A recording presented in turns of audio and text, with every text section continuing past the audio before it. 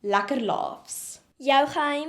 Ons storie. Jene Kiana. Maar wat doen ons tieners van vandag? Want op grond van al die stories wat ek vandag by my vriende hoor, spandeer ons lewe maar op dom goed. Waarvan praat jy? Nee man, soos die ou wat 'n McDonald's kwitansie op sy skouer laat tattoo het op 'n random Dinsdag. Wat? My ma sou my in 'n hoenderhok toesluit as ek ewen durf om met 'n tattoo by die huis te kom.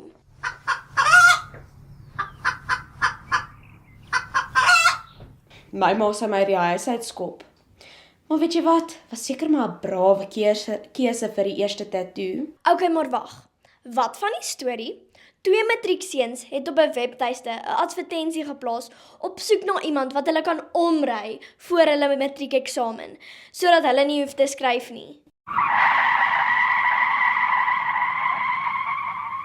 Dis slim.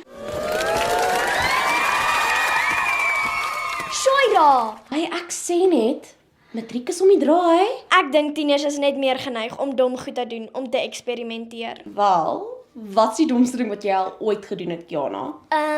Ons praat nie daaroor nie. Nee man, ek sal my storie share as jy doen. Okay, fine. Ek het in my pa se garage so 'n maand terug vasgery.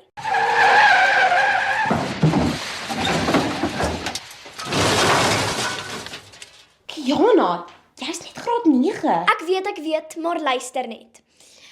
Ek het gedink dit was maklik, toe sit ek die kar per ongeluk in reverse. En nou moet ek self daarvoor betaal. Jy en jou R22. Sst, ons praat nie oor my bankrekening nie. Okay.